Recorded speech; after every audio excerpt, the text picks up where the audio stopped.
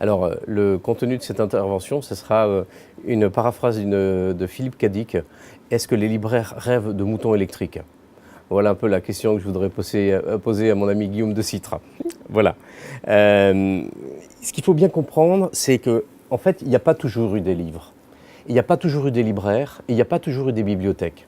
Alors, et je pense qu'il faut replacer en fait le livre dans ce contexte, le libraire dans ce contexte plus large en fait de la lecture et des usages de lecture pour comprendre ce qui est en train de se passer avec le digital, dans lequel De Citre est largement investi. Donc, il faut voir que avant, disons, au 3e millénaire jusqu'au début de l'ère chrétienne, le livre en fait n'est pas un livre. C'est un rouleau. On ne lit pas de livres.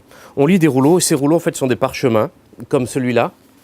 Et ce type de parchemin, en fait est le rouleau en fait de la Megillah d'Esther, donc qui est écrit en hébreu Vayehi bimei Achouerouch. C'était au temps du roi Assuérus, ce grand roi qui régnait de l'Inde à l'Éthiopie. Et donc c'est un récit qui se passe au 5e siècle avant notre ère, et on voit bien en fait que les lettres n'ont pas de voyelles, ce qui veut dire qu'en clair le texte était su par cœur par le lecteur. Le lecteur donc lisait son texte, qui était connu de tous et qui était dit dans un contexte public. Voilà. Donc il n'y a pas de lecture privée, ou très peu, parce qu'on n'a pas de livres, il y a des tablettes de cire, il y a des papyrus avant. Et c'est seulement au 1er siècle en fait, que va être inventé en fait, le codex, et qui va se répandre à partir du 4e siècle. Donc le codex, ça c'en est pas un, mais ça montre bien sur des imprimeries très anciennes, c'est qu'on commence à prendre des... Il faut voir que pour faire ça, c'était des parchemins, donc il fallait avoir des moutons, des troupeaux de moutons. Et on commence à avoir non plus des troupeaux de moutons, mais des pages qu'on assemble. Ça permet la lecture personnelle, ça permet qu'une personne s'approprie le livre. Et donc naît un type de littérature, en fait, qui n'est plus une littérature de type oral, mais une littérature, en fait, qui résume l'oralité. Donc l'oralité reste toujours la base, les discours publics, mais ça donne pour Marc Aurèle, le grand empereur Marc Aurèle, qui est stoïcien, qui écrit Les Pensées pour moi-même, en fait, c'est une réflexion sur sa journée qui s'est passée, donc il réfléchit sur sa journée et il va écrire ça, et d'autres vont se réapproprier ces livres. C'est comme ça que naît le livre, et pour aller très rapidement, donc 15e siècle, donc Gutenberg, l'imprimerie, chacun en fait devient, comme dit Luther, un petit pape avec son livre à la main. Donc, et ça a eu des impacts très très forts, c'est des impacts sociologiques très très forts. Et la figure en fait du libraire tel que, donc à cette époque, il y a des imprimeurs qui sont à la fois imprimeurs, qui sont à la fois des gens qui stockent, qui sont à la fois des éditeurs, et des gens ils ont quelques lecteurs. Et il va falloir attendre les années 1820-1850 pour qu'arrive cette figure de l'éditeur, qui est ensuite celui qui va chercher des auteurs, et des auteurs qui deviennent en fait des gens connus, puisqu'en fait on ne sait pas qui sont ces rouleaux de la Bible, par exemple, on ne sait pas qui sont leurs auteurs. Bon, donc du coup, les fonctions vont se séparer, et on va voir donc des centaines de lecteurs, des libraires, des imprimeurs, des éditeurs et des auteurs qui se séparent. Et la culture de masse telle qu'on la connaît, c'est-à-dire que la lecture de masse n'advient qu'en fait au milieu du XXe siècle, dans les années 50, où là on commence à voir non seulement des libraires de quartier, des gens qui sont chargés de diffuser le livre, parfois de l'imprimer, mais des grandes surfaces culturelles, donc les Fnac, les Virgin qu'on rencontre en Europe, et aux États-Unis, des gens comme Borders, par exemple. Et là on a des millions de lecteurs.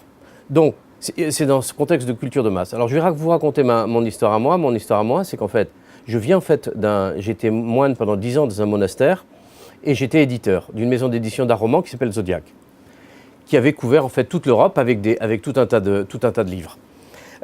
Et on faisait des livres en fait en plomb, avec des matrices de plomb, avec ce qu'on appelle des linotypes, et j'ai vu toute la chaîne se digitaliser en fait, où on est passé en fait de grandes formes de 300 kg qu'on baladait d'un étage à un autre, à des scanners de photogravure avec des plaques en aluminium de 300 grammes, puis des films. Et enfin, juste un signal électrique transmis directement aux machines à imprimer. Donc, on peut dire qu'il y a une virtualisation, un allègement en fait de tout ça, un allègement de toute la profession. Donc, j'étais éditeur, on avait une imprimerie et on avait un réseau de libraires et ça partait dans les Fnac, etc. Diffuseurs, distributeurs, etc. Et on a été vers une étape suivante, c'est qu'il y a une dématérialisation non seulement en fait du métier, mais il y a une dématérialisation aussi en fait des supports de lecture, avec l'arrivée en fait des tablettes de lecture et des CD-ROM. Et j'ai fait donc un CD-ROM sur la Bible, un CD-ROM culturel sur la Bible, et j'ai quitté le monastère. De fil en aiguille, je suis devenu juif, mais ça c'est une autre histoire. Je suis remonté à la source de ceux qui parlaient de la parole. Voilà. Donc Internet est arrivé en fait, et la dématérialisation en fait du marché via l'e-commerce, c'était la suite logique en fait du processus en fait de digitalisation du commerce et des services du livre. Et là, on va vers un autre monde, qui est un monde en fait complètement différent, c'est qui est plus un monde où on a un auteur, un éditeur qui va le chercher, un diffuseur-distributeur qui met en place les livres, des libraires, un réseau de télé, de gens ou de journalistes qui en font la promotion et des gens qui les achètent. On a été vers une mise en réseau en fait d'un monde qui est complètement différent, puisqu'en fait tout le monde collabore autour d'un réseau, aussi bien l'éditeur que l'auteur. Tout le monde écrit, on écrit des blogs, il n'y a jamais eu tant de gens qui écrivent qu'aujourd'hui en fait, en réalité, avec l'internet, et il n'y a jamais eu tant de lecteurs. Donc la question, c'est pas que les gens lisent moins, la question c'est que les gens sont captés en fait complètement sur leurs écrans et lisent sur leurs écrans. Pas que, parce que je pense que le livre a de très très grandes années encore, le livre physique a de très très grandes années en fait devant lui. Donc voilà, je l'expliquerai après. Donc la question qui se pose, c'est quand même, c'est vers quelle société on va, puisque je rappelle qu'au départ, la lecture en fait du parchemin, du sefer, du rouleau, en fait c'est un acte public et c'est un acte politique. Donc il y a dans la lecture un acte politique, dans le fait d'écrire un acte politique. Donc vers quelle société on va dans un monde finalement où on était dans un monde qui était un monde de transmission, c'est-à-dire on transmettait l'histoire du groupe, le mythe du groupe.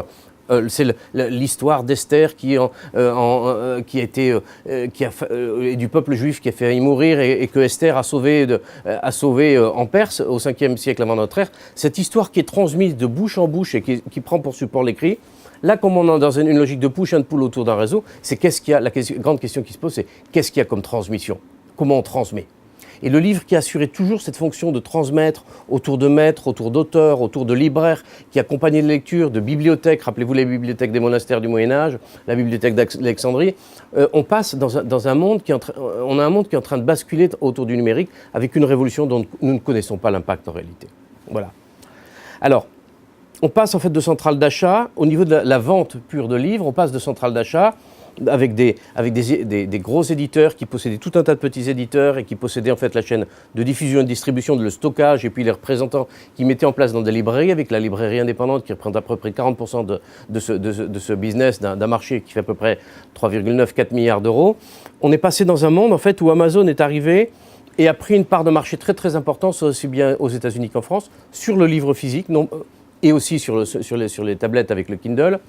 Mais finalement, on peut dire que la pénétration reste, malgré tout, en fait, l'usage de la tablette reste quand même assez faible pour lire. Et le livre reste quand même, vous voyez, ça c'est un livre du 19e siècle, du Mellah de Marrakech, mal imprimé, relié avec des bouts de ficelle. Et bien ça reste quand même assez facile à lire parce qu'on peut aller très vite d'un endroit à un autre. Et l'ergonomie, en fait, n'a jamais été remplacée.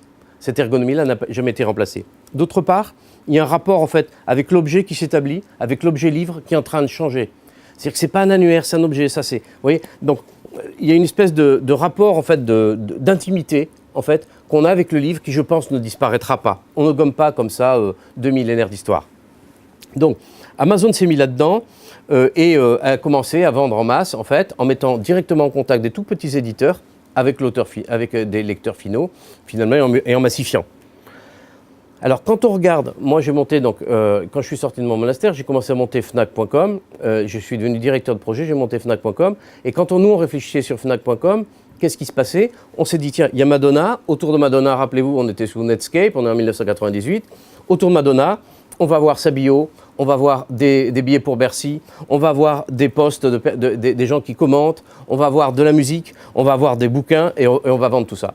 Et au moment où nous on faisait ça, Amazon, en fait, de la même manière, ça c'est un écran de 95, chaque fois, London Calling, il y avait un argumentaire. Mais quand vous regardez ce qui s'est passé, Amazon est devenu juste une marketplace, en fait, et c'est ce qu'on voit en 2017, c'est juste une série de livres, il n'y a plus que la recommandation, c'est juste une série de livres, mais il n'y a plus personne qui vous parle.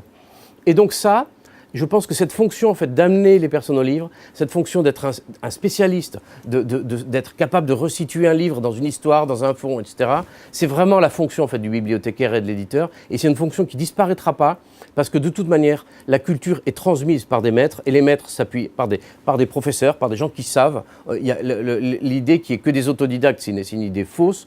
moi-même, je suis un autodidacte, mais la réalité, c'est que j'ai rencontré des grands maîtres, c'est que j'ai rencontré des grands rabbins sortis de mes lacs qui m'ont appris l'hébreu, qui m'ont raconté ce que signifiait la tradition juive. Et en dehors de cela, on ne peut pas accéder au Talmud, on ne peut pas accéder aux livres, on ne peut pas accéder à la fiction, à des auteurs, si on ne les rencontre pas, si quelqu'un ne vous en parle pas, si on ne vous amène pas. Tout ce réseau social qui fonctionne en fait autour du livre, en fait, est premier par rapport au livre. Et comme dans l'Antiquité, d'ailleurs, c'est une tradition orale autour du livre. Et donc Amazon, ce qu'a fait Amazon, c'est qu'il avait mis en place deux équipes. Une équipe en fait de littéraires qui faisait du marketing et des argumentaires produits sur le livre, et une équipe en fait qui fonctionnait avec de l'intelligence artificielle et qui matchait des gens avec des produits. Et l'équipe, on voit en 2002, ils ont fait paraître dans le Seattle, dans le quotidien de Seattle, le jour de la Saint-Valentin, l'équipe en fait qui faisait qui faisait du marketing, donc de la littérature du produit, et qui avait perdu, et bien cette équipe-là en fait a fait une grande déclaration en disant aux gens d'Amazon Bot, qui était l'autre équipe en face, qui faisait que du chiffre et qui connaissait rien du tout ni au livre, et qui avait gagné d'une certaine manière, a fait une petite annonce en les insultant. Voilà. Donc, on peut dire qu'en 2002, il y a une bascule où l'intelligence artificielle, d'une certaine manière, et les algorithmes gagnent en fait sur l'intelligence, sur le récit humain, d'une certaine manière.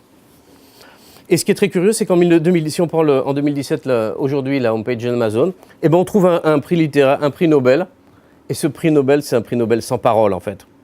Voilà, donc on n'a pas de, il n'y a pas de, on dit rien de cet homme-là. Voilà.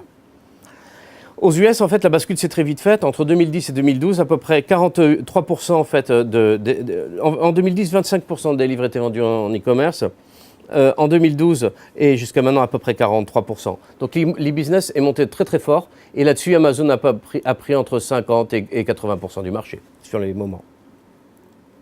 Donc ce modèle en fait qui est celui de mise en place d'une marketplace, en fait, il a en réalité tué en fait tous les gens en fait qui étaient des gens de wholesale, c'est-à-dire qui vendaient des livres, les grandes surfaces du livre telles que la Fnac en France, mais la Fnac a résisté. On avait monté Fnac.com et la Fnac a résisté, mais ça a tué par exemple des Borders aux États-Unis et ça a tué bien sûr des Virgin. Alors Virgin vendait aussi de la musique, il est vrai. Les grandes surfaces de livres, donc, si on regarde l'histoire longue, n'auront duré à peu près qu'un demi-siècle, alors que les libraires en fait se sont multipliés. Et contrairement à une idée reçue, les libraires ne sont pas en train de mourir, les libraires ils sont en train de se multiplier. Ils ont dans un premier temps été tués profondément en fait, par les grandes surfaces culturelles.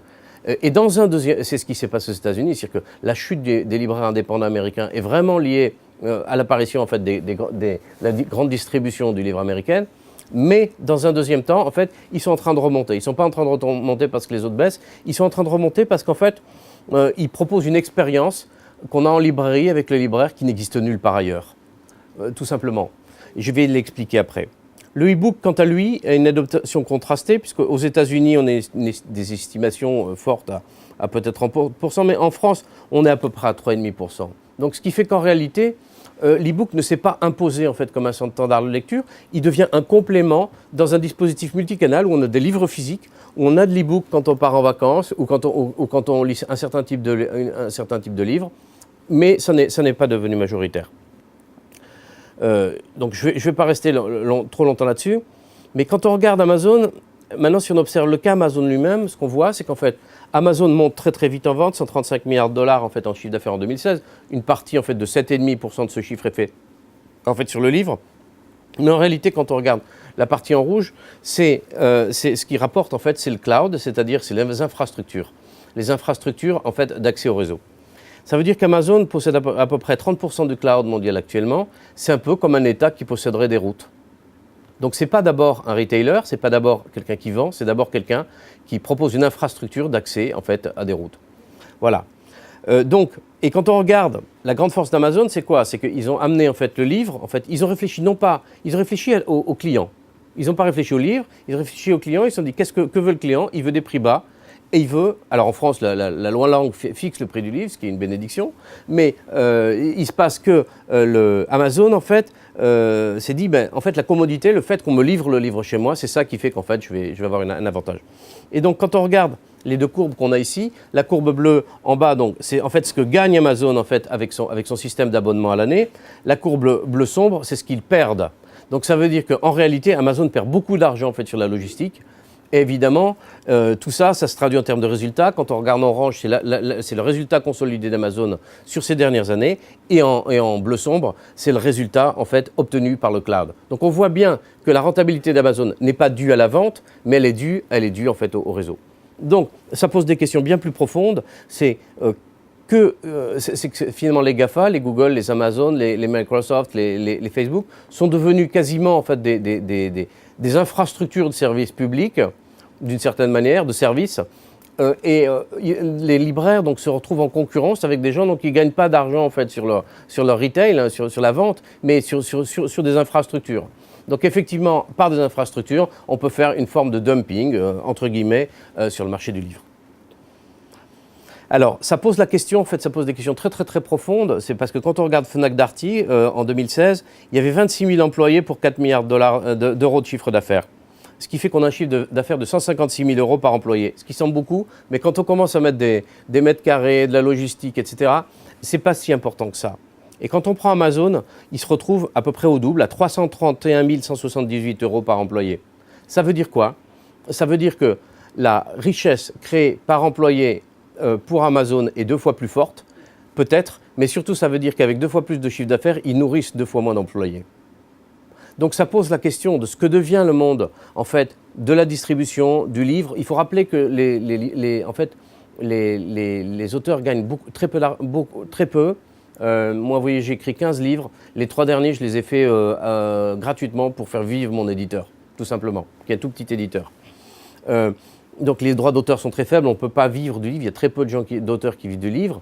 Les éditeurs tirent la langue, ils ont massifié, mais on arrive un peu à un modèle qui doit maintenant se transformer.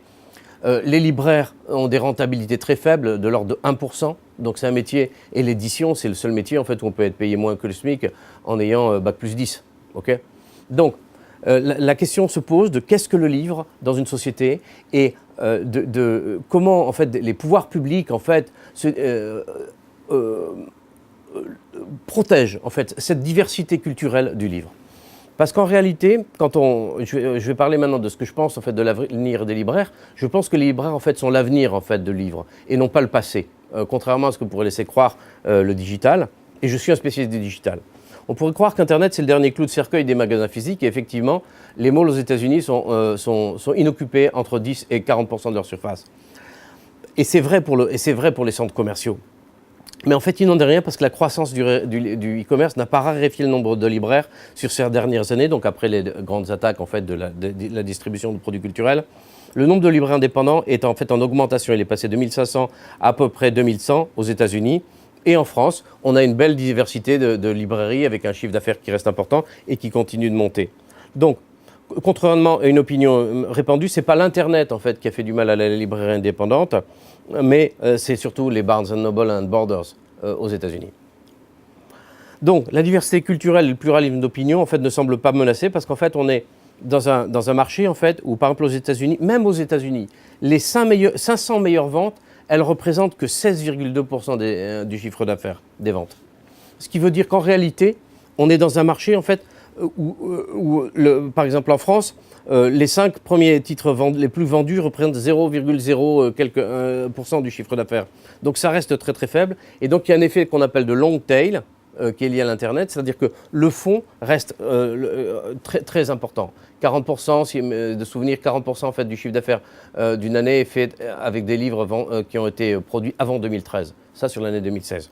Okay, donc, l'uberisation en fait, du marché de l'édition, qui fait que les grands groupes sont mis en difficulté, en fait, elle conduit en fait, à ce que les petites, l'auto-édition et surtout les tout petits éditeurs montent. Alors, l'idée que tout le monde puisse publier n'importe quoi, c'est juste une farce, parce qu'il a toujours fallu des éditeurs ou un public ou des gens qui disaient en fait ça a une importance, ça n'a pas une importance. Quelqu'un qui soit capable de dire, donc, alors c'est des milieux universitaires, c'était des milieux, et c'est pas parce qu'il y a des censeurs, c'est simplement parce qu'il y a des écrits qui ont une valeur et qui vont être portés et des écrits qui ne valent rien, c'est-à-dire qu'un tweet ça ne vaut rien en termes de prix Nobel de littérature. Okay. Alors, et l'idée que les gens n'iraient plus dans les magasins est fausse, parce qu'en réalité, par exemple, vous prenez l'Apple Store, qui est un endroit en fait, où on a beaucoup de produits qui pourraient être achetés sur Internet, et bien les gens vont dans les Apple Store. Pourquoi? Parce qu'on vient dans un espace magasin, parce qu'il y a une expérience, il y a une expertise, il y a une inspiration. Quand on prend des marques comme Best Buy aux États-Unis qui vendent exactement ce que vendait Amazon, qui étaient remontés par un homme qui s'appelle Hubert Joly, et bien ces gens-là, en restant focalisés sur le conseil, ils ont réussi à monter un business qui est résistant à Amazon sur le même type de produit. Quand on prend des gens comme le Lululemon, qu'on prend des gens comme Victoria's Secret, c'est des lieux d'expérience lifestyle et ils s'imposent. Ce qui veut dire que tout ne va pas être vendu sur Internet, contrairement à au discours un peu mythologique qu'on essaie de nous raconter. On va en fait vers des lieux d'expérience du livre et de la lecture. Et quand je prends et même aujourd'hui, quand on regarde des choses comme des expériences comme l'Université populaire, Michel Onfray, on a vraiment des gens qui lisent, on a vraiment des gens qui écoutent, et on retrouve des lieux en fait où un interlocuteur parle à des gens, et ces gens s'approprient une culture et finalement vont s'approprient le livre et petit à petit rentrent dans une expérience. On a beaucoup de concept stores qui sont en train de naître en livre. Donc on ne sait pas ce que va devenir la librairie de demain, mais ce qui est sûr, c'est les livres en fait sont apportés en fait par le fait d'aller en librairie et de voir des livres, le fait de recevoir des recommandations de ses amis. Il y aura toujours des rassemblements, des émissions culturelles, des blogs de passionnés, des salons régionaux qui restent le meilleur moyen pour faire circuler les idées. Là je prenais une petite librairie de montagne de mon ami Jean-Paul Chaffran qui vend des livres juste l'hiver et qui vit avec ça. Voilà. Et donc il restera ces lieux d'expérience parce que quand vous êtes en vacances, le fait de vous retrouver dans une librairie, c'est de vous retrouver avec vos rêves, avec des gens qui vous conseillent, vous voyagez, on passe dans un autre monde, quoi. C'est de l'ordre de la spiritualité pour moi. Il y aura du Web to Store, 69%, 70% des gens vont en fait en librairie après avoir vu quelque chose sur Internet. Et puis du Store to Web, c'est-à-dire de la librairie, on retourne vers l'Internet et on achète. Voilà, donc je pense qu'on va vers en fait, quand on regarde des gens comme les libraires indépendants donc, ont d'abord fait une première expérience qui n'a pas marché, qui s'appelait 1001 libraires, où on n'a pas réussi. En fait, nous étions dans l'opération. Et actuellement, ils sont en train de monter une nouvelle chose qui s'appelle librairieindépendante.com. Je vous conseille d'aller voir. C'est-à-dire que vous savez quels sont les livres près de chez vous. Donc, si vous voulez que vos libraires restent, si vous voulez continuer et ne pas avoir des compagnies de banque et d'assurance, allez sur librairieindépendante.com. Alors, la force de Guillaume de Citre, c'est il a très tôt réfléchi et que son père déjà avait réfléchi sur ce que c'était les bases de données de livres, avant même qu'Amazon arrive. Et donc, il a créé des librairies et petit à petit, Guillaume est arrivé et a repris ça et il a réfléchi avec une expérience, avec une société qui s'appelle The eBook Alternative. Il a essayé de monter un réseau social qui n'a plus ou moins pas marché et du conseil physique avec de l'e-commerce.